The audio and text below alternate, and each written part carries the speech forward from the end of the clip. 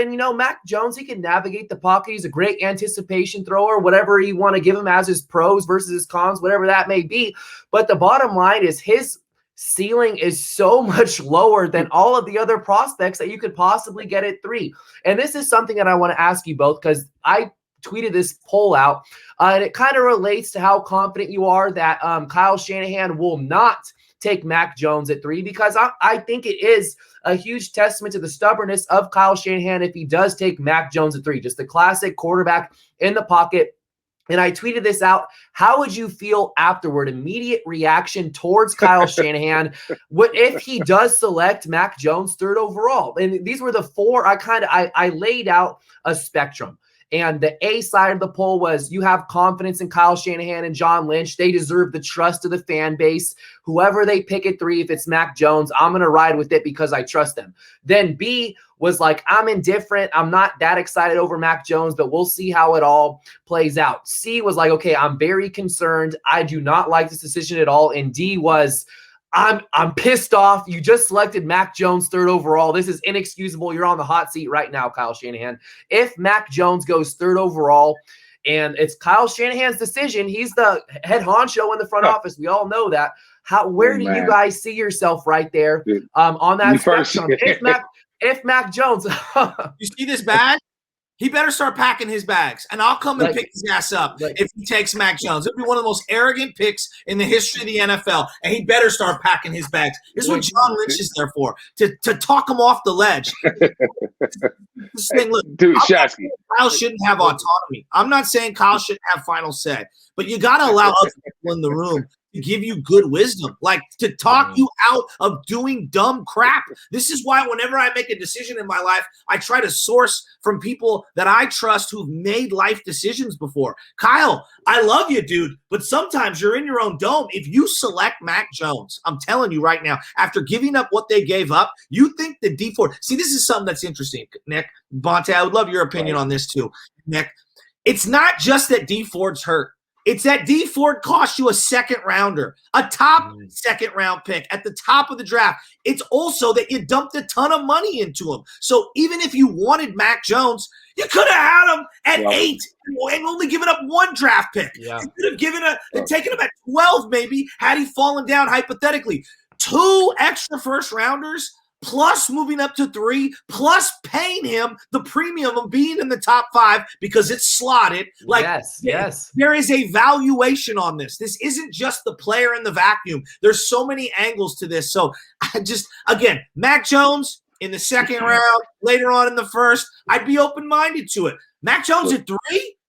Yeah. No, you nailed everything because if you do it at 12, fine. Like, that's a draft day trade. If you see that the top 4 quarterbacks are off the board, okay, now let's jump to 7 and get Mac Jones there. But you don't, a whole month, 5 weeks, 6 weeks before the draft, you don't trade up from 12 to 3 to get Mac Jones 3rd overall. You don't do that. That's why I'm going to give Shanahan the benefit of the doubt. And I just don't see how it's possible to select Mac Jones 3rd overall. I will crucify him if he does, because it's how do you do that? It's inexcusable to draft a guy that's limited as far as his physicality, how physical he is, his athleticism, all that. You just can't make that jump from 12 to 3 for Mac Jones. And it seems like we're all on the same page right there. Well, let me say something, Nick. First of all, at number 12, I wouldn't even take Mac Jones. He would not be on my draft board. I'd rather roll with Felipe Franks, Kellen Mond. I may even take a flyer on Kyle Trask over Mac Jones. I swear to God. I swear to God, I wouldn't. I don't want anything to do with Mac Jones. I don't want anything to do with Mac Jones. I'd go 3rd round or just run it back with Jimmy Garoppolo. I don't want anything to do with Mac Jones. He would not be on my draft board, number 1. So to answer the question about the poll, how would I feel about Kyle Shanahan? I'll just laugh.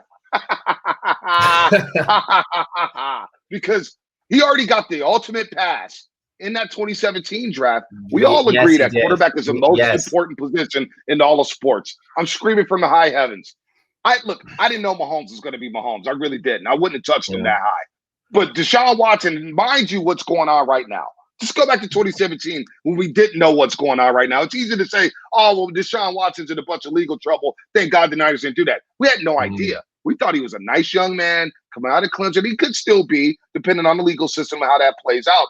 But he was a no-brainer pick. The guy changed the culture at Clemson. You're looking for culture changes with the 49ers at that point, coming off of Chip Kelly, Trent Baalke, Jim Tomsula, the Kaepernick saga, however that played out. Jet York's trying to redeem himself. You had a quarterback right there. You decided, you know what? We're going to go a different route. And you're going to sign Brian Hoyer and trade up to go draft C.J. Beathard. And then midway through the year, you panic saying, oh, my God, we don't have a quarterback for the next season. What do we do? Belichick bails him out with Jimmy Garoppolo. Boom, you start winning football games. But this guy had a flirtation for Kirk Cousins. We all saw Kirk Cousins in the divisional round just clam up against that Niners defense. Outside of Stephon Diggs' little play to Emmanuel that he fell down on and he ran, that was the only play in that entire game. Only play he made. Yeah. Only play he made. He was flirting with Kirk Cousins. So I already have reservations on how Shanahan views quarterbacks. To me, and look, we could get into Justin Fields on whether or not he's going to even be there at 3. Because I don't believe he's going to be there at 3. I can't believe the Jets are going to be that stupid and pass up on Justin Fields at number 2. But Shanahan, if he makes this pick with Mac Jones, I'm just going to sit there on the mic and be like, I'm not surprised. And he might as well, like the bag that Shasky had, he's going to have a couple years to fix it. And you better make Mac Jones into a star, because all of a sudden you put yourself on a hot seat by making a pick like that. This is one more thing that I'll add is that if you take a player like Mac Jones opposed to Trey Lance, Zach Wilson, Justin Fields, there's going to be so much more pressure on him to succeed early on, especially if these other guys come in the league and start lighting it up. To me, he has a shorter leash because there's already a ton of pressure. You just traded 2 future first-round picks. Right. So you need to nail this. And if you take Mac Jones, the fan base is not going to have an easy time buying into Mac Jones when these other – Ask Alex Smith. Nick, ask Alex Smith what it was like. You were the guy that everyone did not want to be taken. You know what, though? You know what's funny about this? You know what's funny about this? Whoever they pick at number 3, there's going to be a lot of pressure on them because this roster, unlike the roster with Alex Smith, that was an expansion team. So this team's ready to win a Super Bowl. Yeah, they have the talent. They have just as much talent, if not more, than Tampa Bay. So they're right there with Tampa Bay. They have a Super Bowl ready roster. So whoever they take is walking in here with a lot of pressure to perform. And if you do it with Mac Jones and it doesn't pan out, not only do you lose games, not only do you lose the fan base, you lose the damn locker room. You lose the locker room. And all of a sudden, Nick Bosa's saying, you know what? I ain't signing no extension. Trade me. Fred Warner Jr., I may get my money this year. Trade me. Get me out of here. You moved on and went to a rookie quarterback who can't read an NFL defense. All of a sudden, you lose guys like Trent Williams, who says, you know what? My elbow's a little sore today. I ain't playing. Coach, I'm out. You know what I'm saying? Yep. You risk a number of things. You risk a plethora of things here if you're Kyle Shanahan, if you select Mac Jones. There's just no way that the players in the locker room, no one wants to see Mac Jones come in, especially 3rd overall. Come on, man. We differentiate on opinions right there because I wouldn't mind if he was the 5th quarterback available and you're still at 12. I would not mind Mac Jones there because of the millions and millions and millions of dollars difference between him and Jimmy Garoppolo contract-wise. But whoever comes in, regardless of which rookie quarterback comes in, there's going to be pressure on him because this is a win now team, right? There's going to be pressure, but I'm talking specifically pressure on Kyle Shanahan. If this team does not show promise, within the next 2 years with Mac Jones, people are going to be calling for his head. This is like you touched on in 2017, you don't even scout Deshaun Watson, you don't scout Patrick Mahomes, and then this year you go get Mac Jones. You don't. No. Hey, Nick, they went to Mahomes workout, and Lynch was like, Lynch specifically, but like. Right. We may have to rethink this. This guy is special. You should never even told me that. I know people like the truth and it's cool and all that, but I don't even need to know that.